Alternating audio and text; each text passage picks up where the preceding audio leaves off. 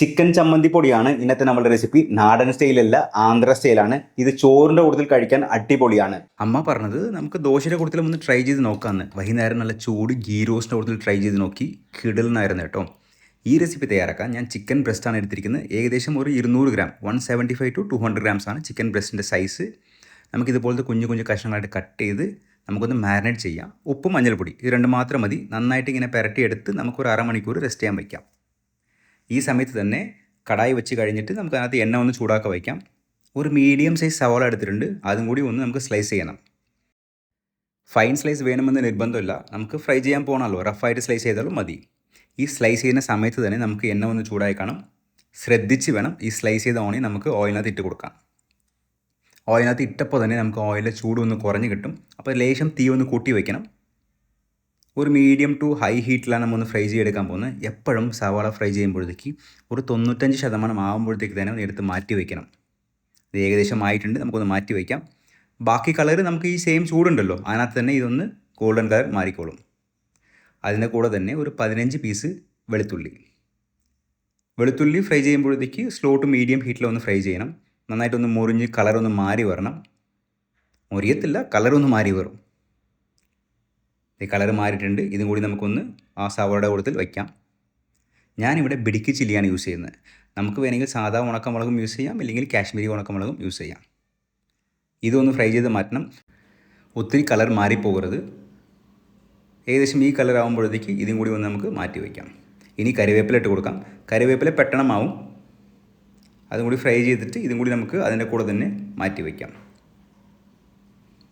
ഇനി അടുത്തതാണ് main, chicken. നമ്മൾ ഓൾറെഡി ഉപ്പും മഞ്ഞൾപ്പൊടി ഇട്ട് വച്ചിരിക്കുന്ന ചിക്കൻ. ഇപ്പോൾ നിങ്ങൾക്ക് കടായി ഇതിനേക്കാളും ചെറുതാണെങ്കിൽ നമുക്ക് 2 ബാച്ചായിട്ട് ഫ്രൈ ചെയ്യാം. കടായി അത്യാവശ്യം വലുതാണെങ്കിൽ നമുക്ക് ഒറ്റ ബാച്ചിൽ തന്നെ ഫ്രൈ ചെയ്ത് എടുക്കാൻ പറ്റും. ചിക്കൻ നന്നായിട്ട് ഫ്രൈ ആയി വരണം. ശരിക്കും പറഞ്ഞാൽ ഡ്രൈ ആവണം, ജ്യൂസി ആയിട്ട് നമുക്ക് ആവശ്യമില്ല. കാരണം ഇത് നമുക്ക് പൗഡറായിട്ട് പൊടിക്കാനുള്ളതാണ്. അതുകൊണ്ട് എത്ര നമുക്ക് കരിയാണ്ട് നല്ല ക്രിസ്പി ആയിട്ട് ഫ്രൈ ചെയ്ത് എടുക്കാൻ പറ്റും ആ രീതിയിൽ നമുക്കൊന്ന് ഫ്രൈ ചെയ്ത് മാറ്റി വയ്ക്കണം. ഏകദേശം ഒരു 75% ആയതിനു ശേഷം തീ ഒന്ന് കൂട്ടി വെച്ചിട്ട് നന്നായിട്ട് നമുക്ക് ബ്രൗൺ ആക്കി എടുക്കാം. ഇത് കളർ നന്നായി മാറി വരുന്നുണ്ട്. ഡ്രൈ ആയി ചിക്കൻ. നമ്മൾ അതും കൂടി ഒന്ന് മാറ്റി വെച്ചിട്ട് ഈ എല്ലാ ചേരുവകളും ഒന്ന് തണുപ്പിക്കാൻ വയ്ക്കണം. എന്നിട്ട് വേണം നമുക്ക് ഒരു മിക്സി ജാറിനകത്ത് ഇതൊക്കെ ഒന്ന് ഇട്ട് കൊടുക്കാൻ. ആദ്യം നമ്മൾ ചെയ്യേണ്ടത് ഈ ചിക്കൻ ഒഴിച്ചിട്ട് ബാക്കി 4 ചേരുവകളുണ്ടല്ലോ അതൊന്ന് ഇട്ട് കൊടുക്കാം.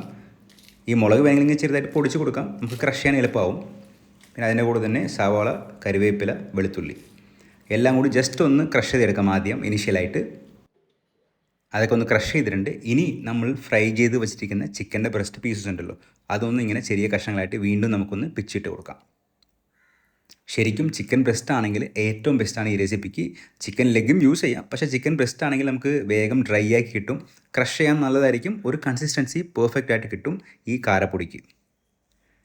ചിക്കൻ എല്ലാം കൂടി ഇട്ട് കൊടുത്ത് കഴിഞ്ഞിട്ട് ഇതിനകത്ത് നമ്മൾ ചെയ്യാൻ പോകുന്നത് വെച്ചാൽ 2 പൊടികൾ ചേർക്കാൻ പോകുന്നു. ഒന്ന് home made garam masala powder, അതിൻ്റെ കൂടെ തന്നെ നമുക്ക് ഒരു 1.5 ടീസ്പൂൺ മല്ലിപ്പൊടി, അതും കൂടി ഇട്ട് നമുക്കൊന്ന് ക്രഷ് ചെയ്യാം.